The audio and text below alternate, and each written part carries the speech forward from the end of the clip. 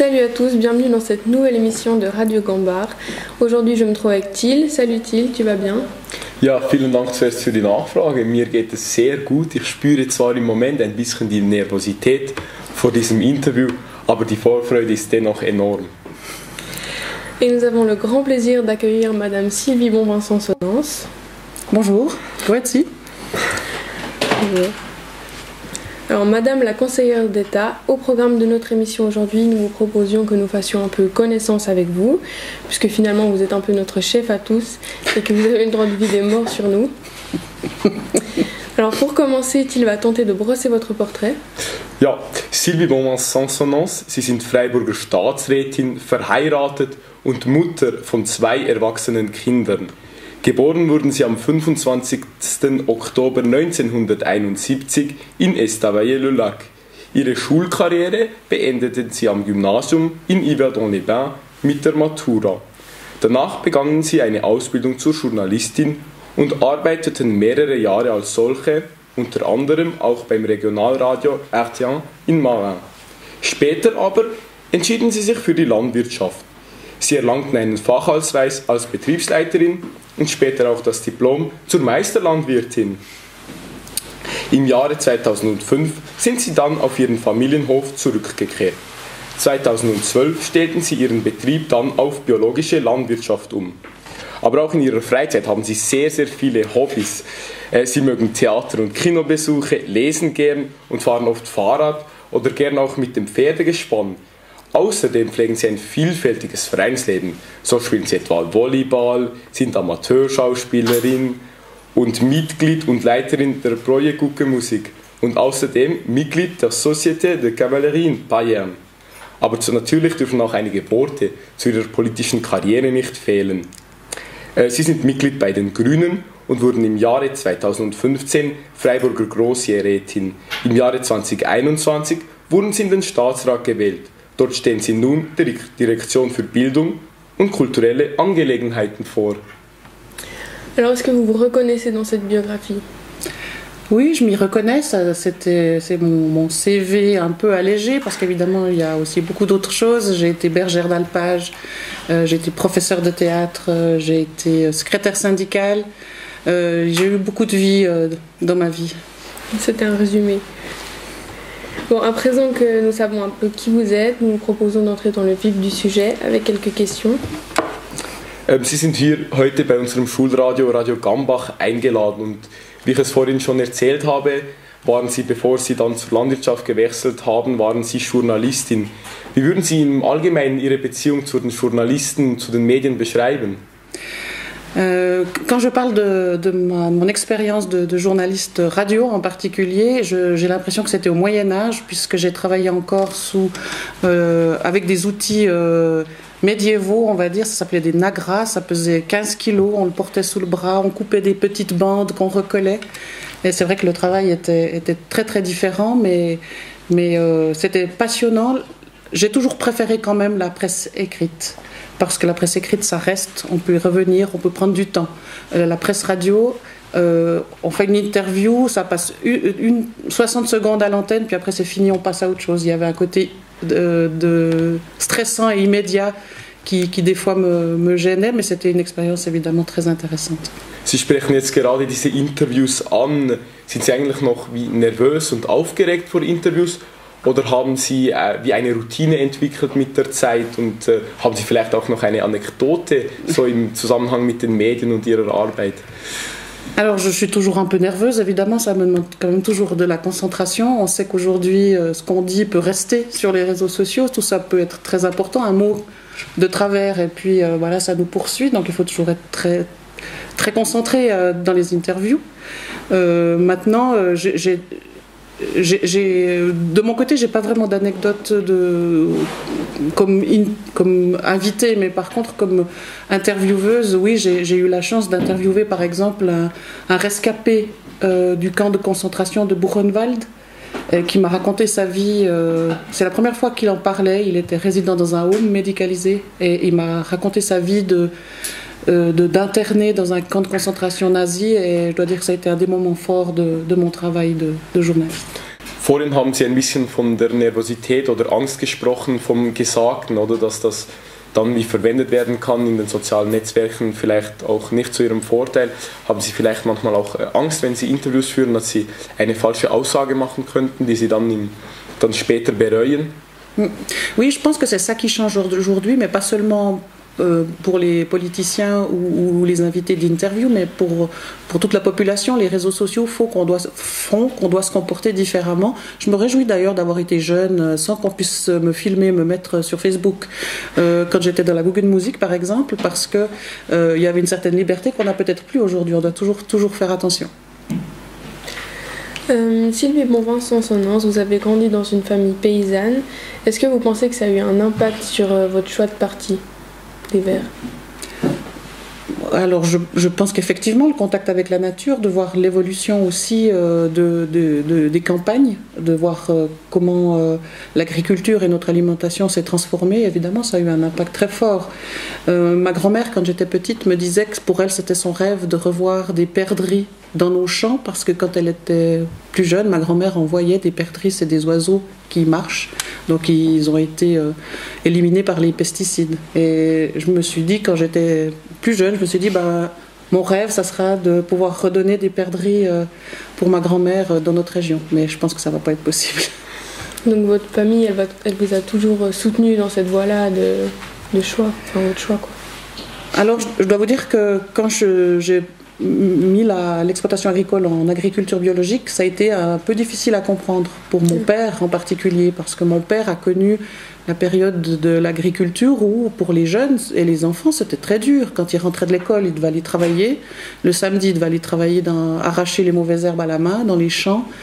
Et quand sont arrivés les herbicides chimiques, c'était une libération pour eux. Ils n'avaient plus besoin de passer des heures dans les champs à aller arracher les mauvaises herbes. Et pour eux, c'était une révolution incroyable.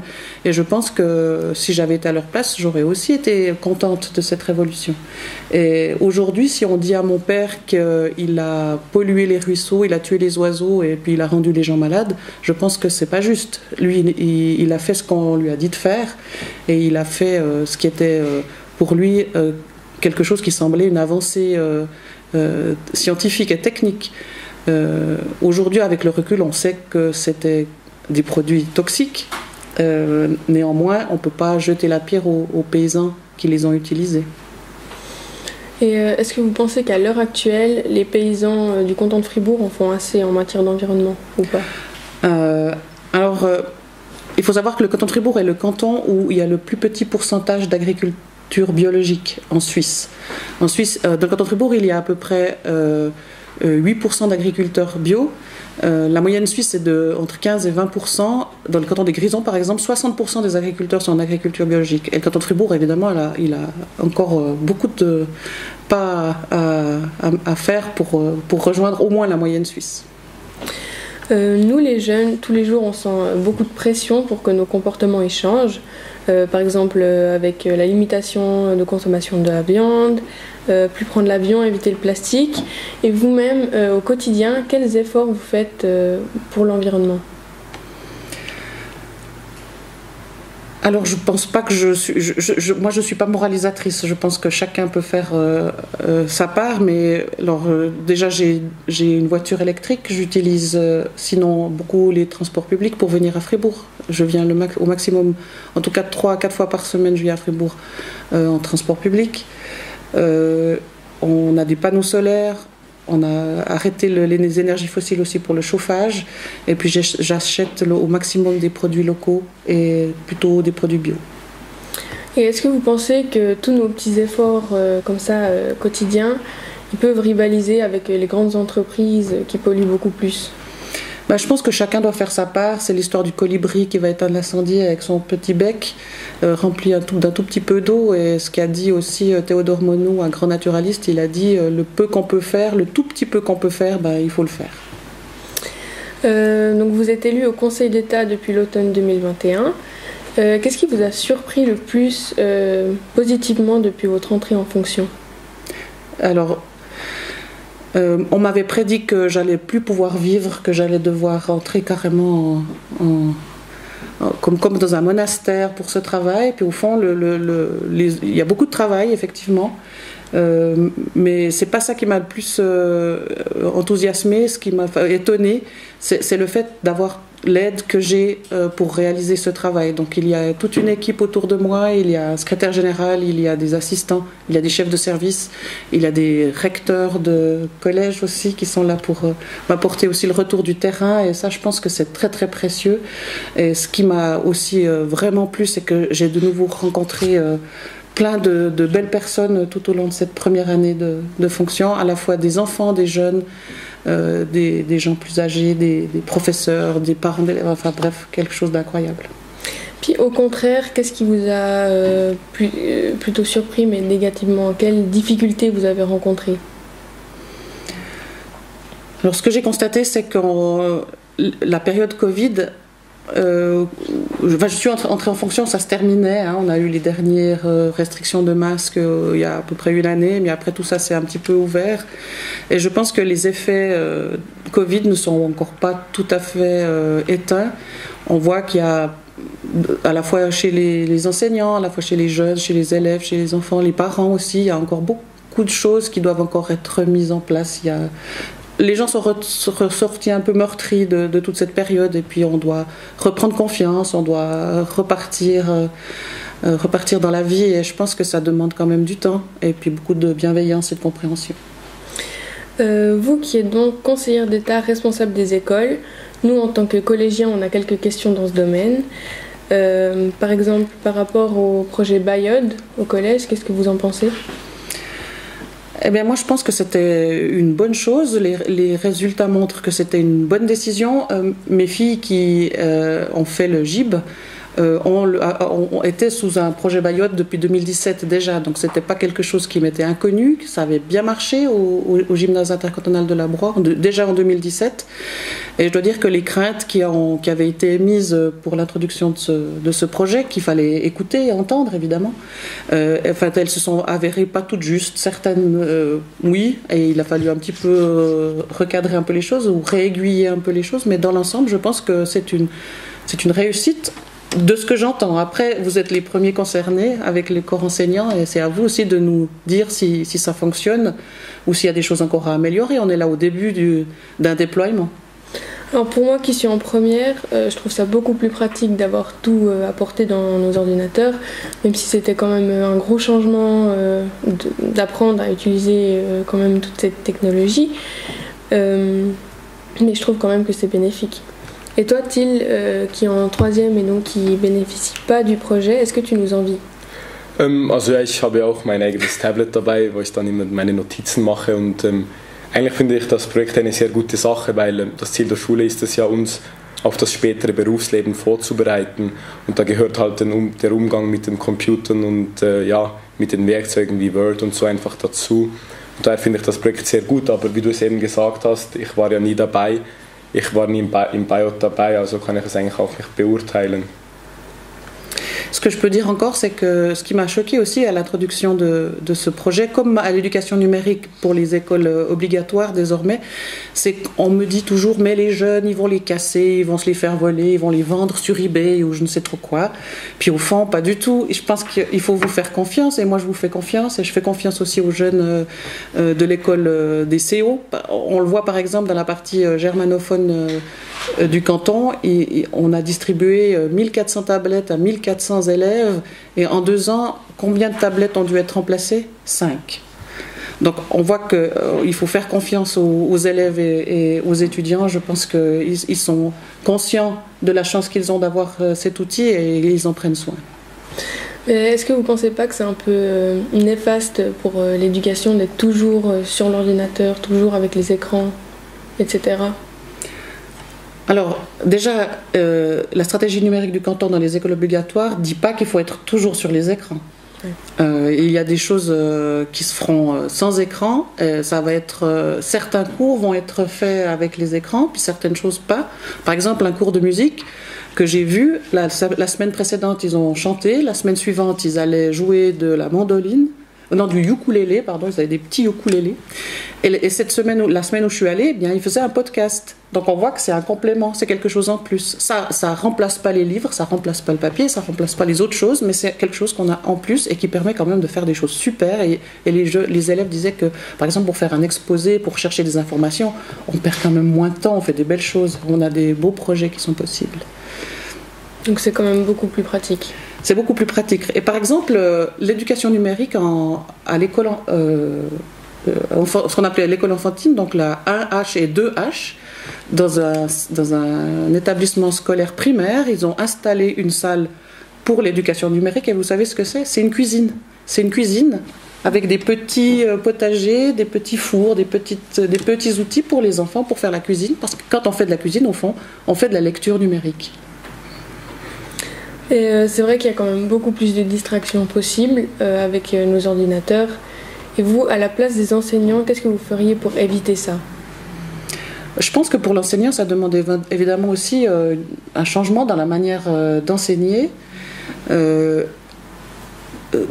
je suis venue visiter Gambart aussi, avec les projets numériques qui sont en place, j'ai trouvé qu'il y avait beaucoup plus de travail par groupe. Où les jeunes travaillent ensemble avec leurs outils numériques pour préparer un exposé ensemble ou certaines activités. Je pense qu'au moment où on emploie le numérique, eh ben, il faut utiliser le numérique en classe au moment où, avec ce qu'il a à offrir pour compléter l'enseignement. Je pense que comment dire, être dans la lune, on peut l'être sans ordinateur, on peut aussi l'être comme ça, lire autre chose ou faire autre chose. Il n'y a pas besoin d'un écran pour être pas attentif. Maintenant, il faut savoir utiliser cet outil de la meilleure manière possible, je pense. Enfin, j'ai été aussi étudiante, je sais j'avais pas d'écran et on pouvait aussi ne pas suivre des fois. Hein. Ouais, ça c'est sûr. Donc c'est la volonté des élèves. Ouais, là, il faut encourager et il faut encourager à suivre. Et pour ça, je pense que c'est vrai qu'il faut trouver le bon moyen. Mais je fais confiance dans les enseignants qui sont des gens professionnels et qui savent comment captiver leurs étudiantes et leurs étudiants. Et dernière question, est-ce que vous pensez que le chat GPT va être un problème? Alors c'est déjà un problème, hein. C'est déjà un problème, en tout cas c'est déjà quelque chose qui questionne beaucoup. On voit qu'il y a des comédiens maintenant qui demandent à ChatGPT de leur écrire leur spectacle. On voit aussi qu'il y a des étudiants qui ont réussi leur bachelor et leur master en donnant tout. Enfin, ChatGPT a réussi un doctorat, je crois déjà, hein, dans une université. Et voilà, c'est des questions qu'on doit se poser continuellement. Et DeepL, par exemple, c'est aussi une question qu'on doit se poser. Est-ce qu'on peut l'autoriser, pas l'autoriser pour les traductions? Oui, c'est vrai. Je pense que la manière d'enseigner et la manière d'apprendre vont vraiment changer, effectivement. Aber glauben Sie, dass es eher ein Problem darstellen wird in der Zukunft oder einfach eine sehr, sehr große Chance für die Schule, also für die Schüler ist und für die Menschheit allgemein, oder sehen Sie eher die Probleme dahinter, hinter ChatGPT? Je pense que c'est un changement. Et puis, il ne faut pas avoir peur du changement parce qu'on aura la peur et le changement. Donc je pense qu'il faut garder la tête froide, il faut voir ce que ça peut apporter, il faut voir aussi les dangers et les risques, mais j'imagine que tout interdire, ça va être compliqué. Vous savez, j'ai vu un reportage très intéressant sur la télévision romande en 1963. Ils s'étaient venus filmer à l'école de Romont parce que c'était la première école de Suisse romande où on avait acheté une télé. Et en 1963, il y avait une télé dans la classe et ils interrogeaient les gens de la région. Ils disaient « Oh mon Dieu, mais ça va leur gâter les yeux, ça va faire une génération d'idiots. » Et puis finalement, la télé aujourd'hui, elle ne fait plus peur. Mais il a fallu l'intégrer, l'utiliser pour ce qu'elle apportait. Et je pense qu'on est dans ce genre de changement-là. De manière plus générale, au niveau de l'école et de la formation, qu'est-ce que vous changeriez en premier dans le système fribourgeois? Quelle serait votre vision de l'école idéale? Il y a un projet que je trouve passionnant qui est fait, que certains CEO réfléchissent à mettre en place, c'est faire la classe dehors. installer des salles de classe, mais à l'extérieur. Quand il fait trop chaud dans les écoles, par exemple, on voit que certaines écoles ont été construites à une période où l'isolation n'était pas la chose la plus importante, donc il fait très chaud dans certaines écoles. Et certaines écoles réfléchissent à faire un endroit abrité à l'ombre, mais pour faire l'école dehors, à l'extérieur. Et ça, je trouve que c'est une idée super, quoi. Et vous pensez que ce serait vraiment possible de le faire ? Il suffit de le vouloir. C'est vrai. Il faut essayer. En tout cas, je vois pas ce qui pourrait nous retenir de le faire. Et puis là, il y a aussi un projet d'école pour les plus petits dans une ferme. Et je trouve aussi intéressant. Je trouve que toutes ces formules différentes, l'école, c'est pas qu'un grand bloc, puis des idées qui viennent d'en haut. Je pense qu'il faut qu'il y ait toutes sortes d'idées, de projets, et puis une diversité de manières d'enseigner, d'apprendre. Je trouve que ça, c'est vraiment chouette. Alors maintenant qu'on a parlé beaucoup de notre travail, si on parlait un peu du vôtre, quel est plus ou moins le programme d'une journée dans votre métier ? Alors, c'est très très varié. Comme vous le savez, je m'occupe aussi de l'archéologie, des biens culturels, de la culture. Et ça fait que j'ai vraiment de l'orientation professionnelle aussi. Ça fait que je passe d'un sujet à l'autre de manière très rapide et à peu près tous les jours je passe d'un sujet à l'autre. Cette semaine par exemple, parce qu'il faut savoir déjà que le mardi on a la séance du Conseil d'État, donc tous les mardis on se voit avec mes 6 collègues et puis on échange un petit peu sur les affaires en cours. Donc le mardi en général est pris pour cette séance-là. Tous les autres jours, je vais visiter des écoles. J'essaie d'en visiter 3 fois par mois. Je vais aussi beaucoup au spectacle. Je vais voir des expositions. Je fais des vernissages. Comme ce soir, il y a le lancement d'une plateforme culturelle fribourgeoise où je vais faire un discours à Blue Factory. Mais il y a aussi des séances avec les chefs de service, et il y a aussi des interviews comme aujourd'hui. Il y a des séances aussi intercantonales. Par exemple, je suis membre de la conférence suisse des directeurs de l'instruction publique. Donc chaque canton a un responsable de l'école et on se voit plusieurs fois par année. Je suis aussi membre du conseil suisse des hautes écoles. Donc là on parle surtout de l'université, des HES et des HEP par exemple. Donc voilà, le programme est très varié et surtout, en tout cas on ne s'ennuie pas, il y a toujours beaucoup de boulot. Et c'est pas un peu fatigant d'être toujours à gauche à droite ? Non, c'est pas du tout fatigant. Non, au contraire, vous savez, moi je suis quelqu'un qui m'enthousiasme beaucoup toujours. Et quand je rencontre un archéologue, je me dis mais pourquoi est-ce que j'ai pas fait archéologue ? C'est tellement super. Quand je vois un comédien, je me dis mais pourquoi est-ce que j'ai pas fait ça ? C'est tellement super. Les enseignants, c'est pareil. Quand je vois les recteurs, quand je vois Monsieur Marty par exemple, je me dis mais pourquoi est-ce que j'ai pas fait rectrice de Gorbach ? Ça a l'air tellement génial. C'est vrai, moi je suis quand même quelqu'un de positif et puis j'essaye de prendre le maximum. En même temps, il y a aussi des décisions des fois difficiles à prendre. Des décisions qui sont pas faciles, des décisions qui sont impopulaires, mais comme disait Jacques Chirac, un chef, ça doit chefer. Nun zu etwas ganz anderem. Feminismus ist eine Thematik, über die sehr viel gesprochen wird.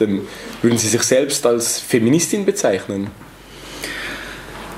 Alors, oui et non. En fait, je suis une femme, et puis chaque femme, au fond, elle est un peu féministe, parce que dès qu'elle a un poste à responsabilité, elle le fait concrètement. Mais je ne suis pas une féministe militante. Je pense qu'on doit travailler ensemble, les hommes et les femmes, pour arriver à un équilibre. Quand j'ai fait campagne pour le Conseil d'État, il y a un copain qui est pourtant assez macho, je dois dire, qui m'a dit non, mais c'est bien s'il y a des femmes au Conseil d'État, parce qu'en fait c'est comme quand on organise une fête. Il faut de tout. Vous pensez aux nappes et aux serviettes. Nous, on pense à la tireuse à bière. Mais on a besoin des deux choses pour que la fête soit belle. Donc, j'ai trouvé ça intéressant. En fait, on a besoin. On ne doit pas se remplacer l'un l'autre, on doit se compléter. Et puis, c'est comme ça que je vois mon féminisme, en fait. Wenn wir gerade schon ein bisschen von der Politik sprechen, es wird ja oft über eine Frauenquote debattiert. Wie stehen Sie dazu? Finden Sie, es braucht eine Frauenquote in der Politik, zum Beispiel auch im Staatsrat? Alors actuellement, j'ai pas totalement exclu cette idée de quota, parce que il semble qu'on fait beaucoup d'efforts pour qu'il y ait plus de femmes dans ces postes à responsabilité, puis ça avance pas très vite. Alors cette idée de quota, ça sera peut-être le dernier moyen pour arriver à quelque chose. Peut-être ça sera nécessaire. Mais aujourd'hui, je pense que dans la politique, j'espère que les partis réfléchissent à mettre des femmes de qualité sur leur liste, c'est déjà ça.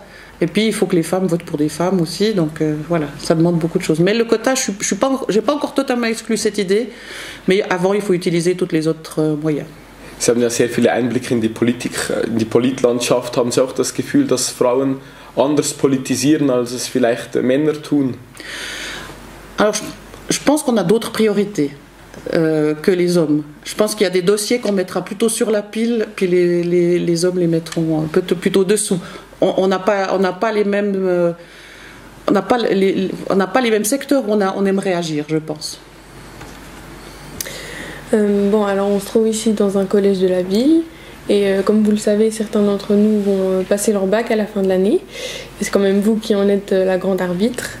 Donc on vous propose vous aussi de passer votre bac avec notre rubrique Passe ton bac.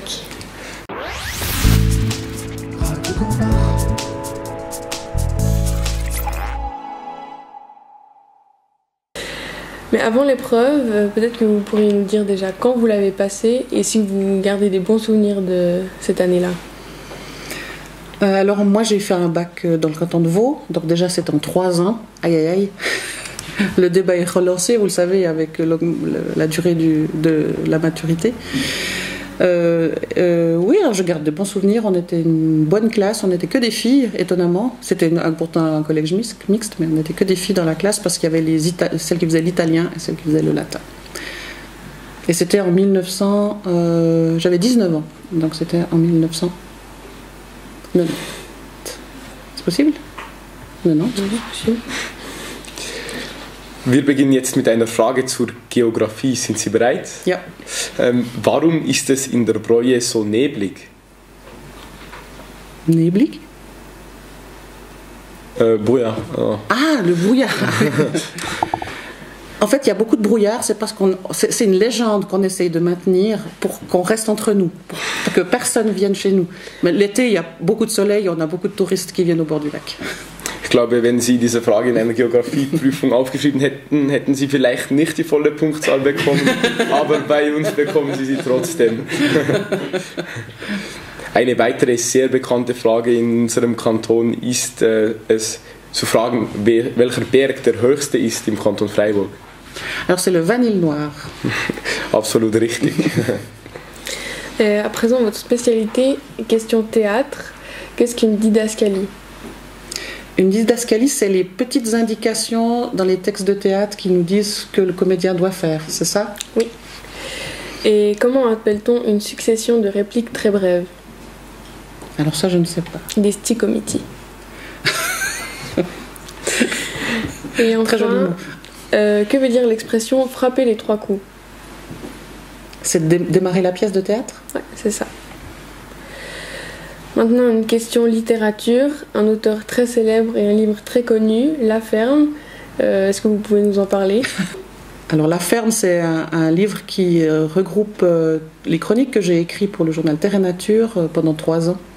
Et qui est une sorte de lexique, de dictionnaire rigolo, des expressions et des mots de l'agriculture. Qu'est-ce qui vous a le plus plu dans la rédaction de ce livre? C'est que j'ai appris aussi beaucoup de choses moi-même et puis que ça me permettait aussi de rire de moi-même et de rire un peu du monde agricole et du monde citadin aussi, donc voilà, c'était chouette. Est-ce que vous avez prévu d'en écrire d'autres? Alors non, là actuellement j'ai pas le temps d'écrire des livres. Ça c'était en fait, comme c'était le recueil d'un certain nombre de chroniques, je l'ai pas vraiment écrit pour ce livre. En fait, ils ont rassemblé toutes ces chroniques qui ont été écrites sur 3 ans chaque semaine. Mais pourquoi pas, peut-être quand je serai au bout de mon mandat de conseillère d'État, peut-être que j'aurai plein d'anecdotes à raconter aussi. Dernière question, c'est une question de géographie. Qu'est-ce que la force de Coriolis?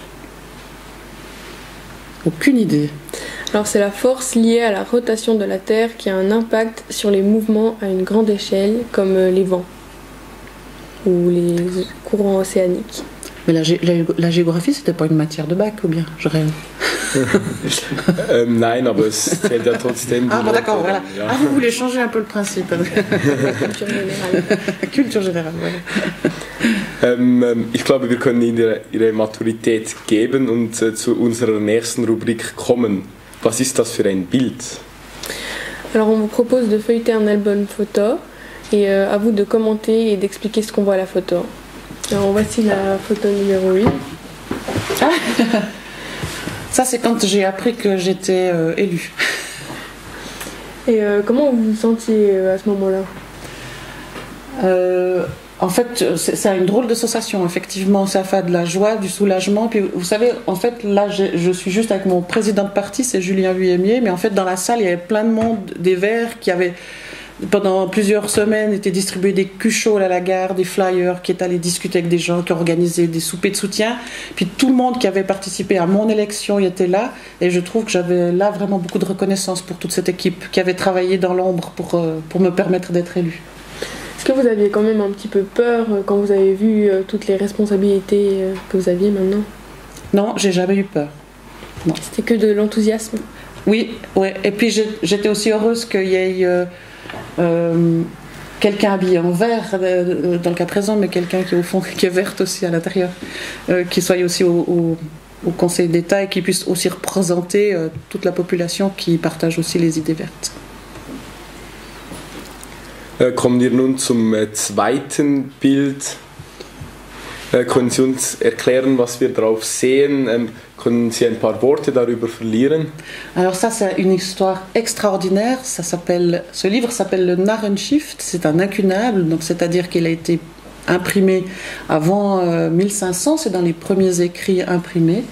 C'était le premier best-seller imprimé du monde. Il n'y en a plus que 14 exemplaires dans le monde, dont celui-ci, qui a une valeur d'1 demi-million de francs à peu près, qui avait été volé pendant la Deuxième Guerre mondiale dans le couvent des Capucins et qui a été retrouvé à la Library Congress Library, donc la bibliothèque du Congrès américain à Washington, et que la bibliothèque a accepté de nous rendre. Donc ce livre a voyagé en valise diplomatique pour revenir dans le canton de Fribourg.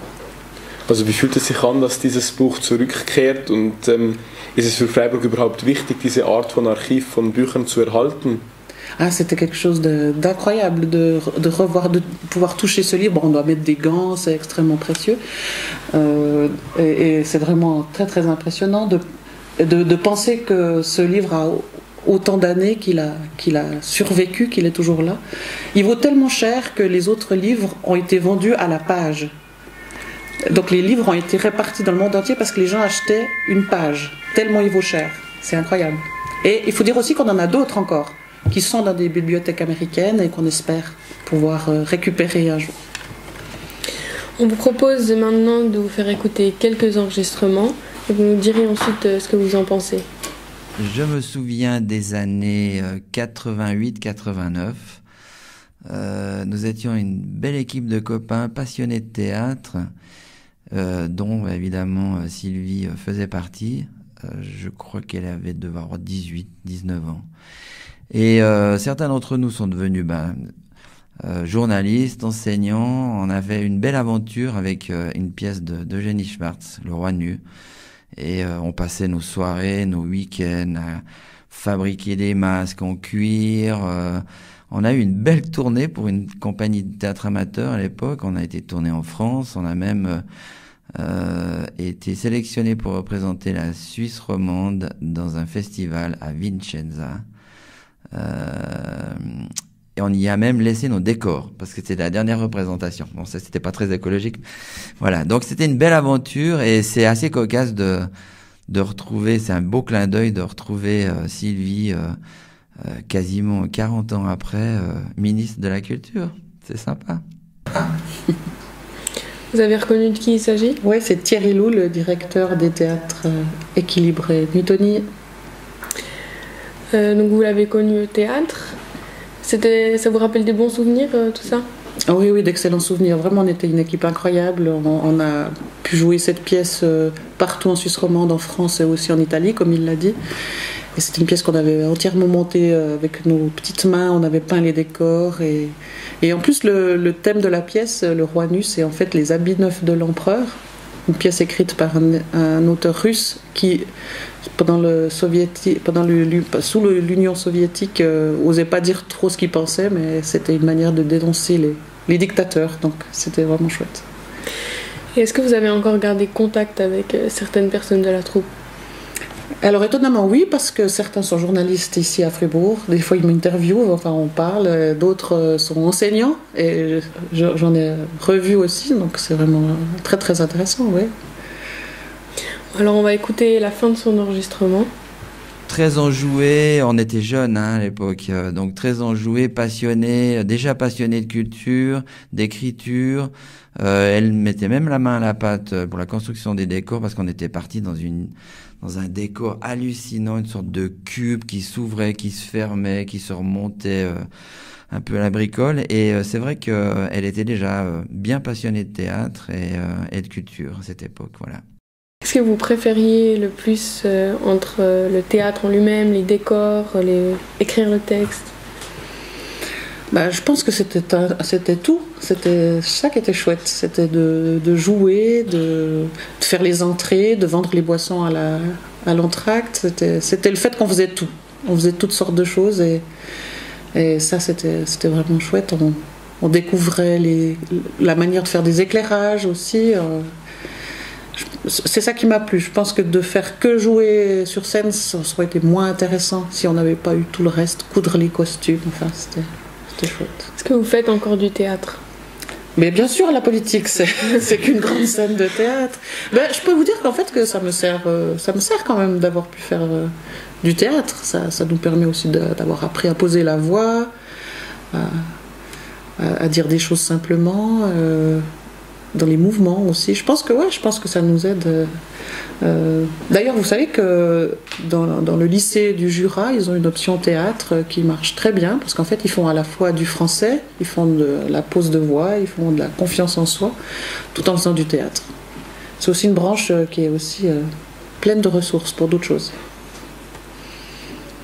Wir hören nun eine zweite Stimme, die uns jetzt eingespielt wird. Mit Sylvie Bonvin-Sansonance verbindet mich eine große Liebe zu der Natur, zu den Menschen und zu unserer fantastischen Region. Sylvie ist eine blitzgescheite, herzensgute Staatsfrau.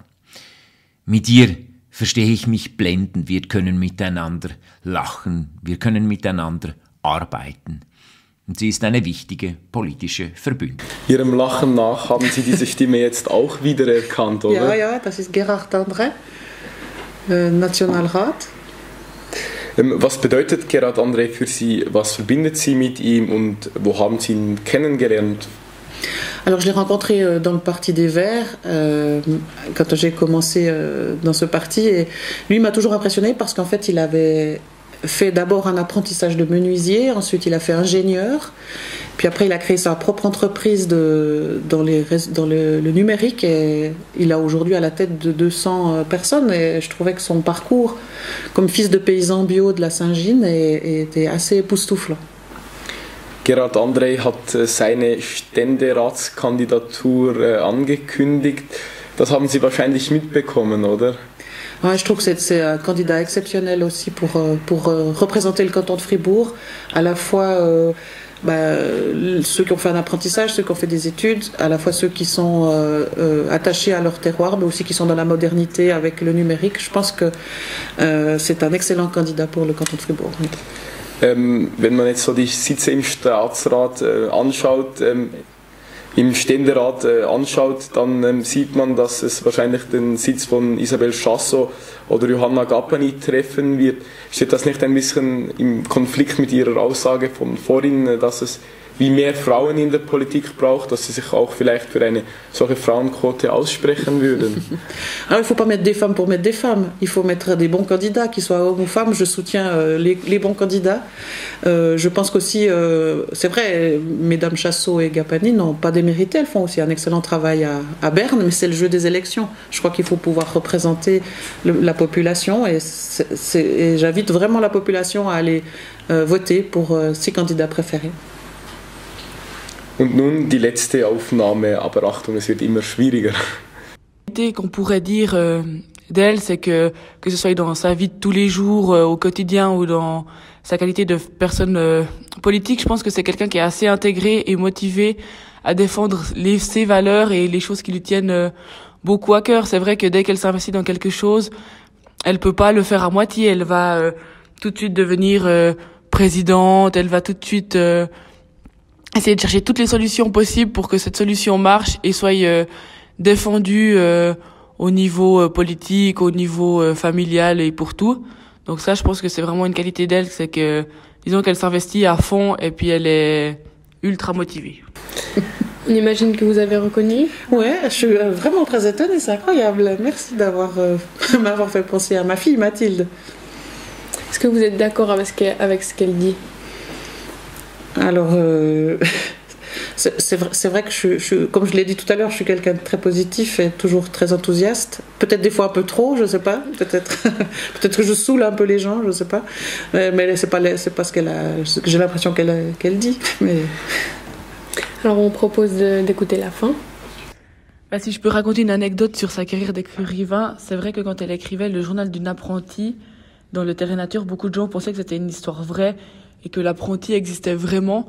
Donc c'est vrai qu'une fois, par exemple, elle avait dit dans son journal que l'apprenti avait des mains sèches et avait pas mal de gerçures au niveau des mains pendant l'hiver. Alors je crois qu'elle avait reçu des lettres avec des conseils, avec des marques de crème pour les mains qu'elle pouvait utiliser et des choses comme ça. Au niveau de ses gestes écologiques, c'est vrai que elle a tout de suite voulu passer la ferme en bio dès qu'elle a repris l'exploitation. Elle achetait souvent des choses bio aussi que ce soit pour la cuisine, que ce soit pour le ménage. Elle achetait aussi parfois en vrac dès qu'il y a eu un magasin qui s'est ouvert près de chez nous. Depuis qu'elle est maintenant conseillère d'État, c'est vrai qu'elle va facilement en train, voire même elle prend le bus depuis chez nous. On a aussi des voitures électriques. Donc voilà, mais c'est vrai que c'est quand même parfois difficile de toujours tout tenir. Clairement, elle fait le maximum. Mais si je peux reprocher un truc, ce serait, on est d'accord avec ma sœur pour dire qu'elle achète beaucoup d'habits. Voilà. C'est vrai que vous achetez beaucoup d'habits. Ben ouais, je dois dire que là c'est un petit peu... je veux dire, quand je suis un peu triste, j'achète des habits. Vous savez, on a tous un grand vide en soi qu'on essaie de combler. Et comme c'est ni l'alcool, ni le casino, ben c'est ça. Des fois, oui, c'est vrai que j'aime bien m'acheter des habits, mais de manière modérée, on est d'accord. Est-ce que vous trouvez ça difficile de maintenir la vie de famille en tant que conseillère d'État?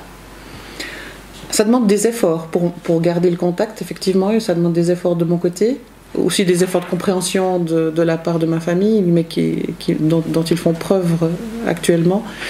J'ai la chance d'avoir des filles qui sont grandes, qui vivent aussi leur propre vie, donc c'est plus facile. Mais c'est vrai que ça demande d'être concentré là-dessus, parce qu'on perd vite le lien, on est tellement pris dans un tourbillon qu'il faut des fois dire, bon maintenant... je suis avec vous, je suis en famille à la maison et moi je suis avec vous vraiment. Est-ce que vos relations avec vos proches et vos amis, la famille, etc., elles ont beaucoup changé depuis que vous êtes conseillère d'État? J'espère que non, j'espère que c'est resté la même chose. Ce que j'espère, c'est de pouvoir rester moi-même. J'espère ne pas changer. Depuis que je suis élue, que ça ne monte pas à la tête. Et pour ça, mes proches me le rappellent quand même assez souvent qu'il faut faire attention. Wir danken Ihnen, dass Sie sich spontan für dieses kleine Spiel zur Verfügung gestellt haben. Voilà, c'est déjà la fin de l'émission. Merci beaucoup d'avoir répondu à toutes nos questions.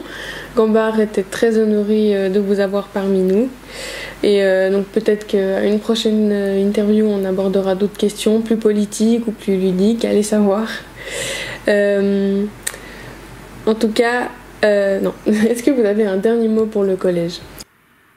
Alors j'aimerais vraiment remercier le collège de Gambard, qui est un collège qui a une personnalité incroyable, qui est ouvert à toutes les nouveautés, qui a fait des projets, qui a aussi sa personnalité écologique, puisque j'ai vu que vous aviez aussi dans la cour des arbres et une partie de végétation, donc je trouve ça c'est des petits éléments qui sont vraiment super, et vous avez une vue incroyable quand on est dans les étages en haut. Merci au collège de Gambard. Alors salut à tous, n'oubliez pas de vous abonner sur nos différents réseaux, Insta, YouTube, et venez visiter notre site www.gambar.ch. Vielen Dank an Sie für das Interview, vielen Dank an Gabriela und natürlich auch an alle Personen, die im Hintergrund mitgewirkt haben, dass wir diese Sendung aufzeichnen konnten. Und jetzt zum Schluss nur noch etwas. Tschüss zusammen.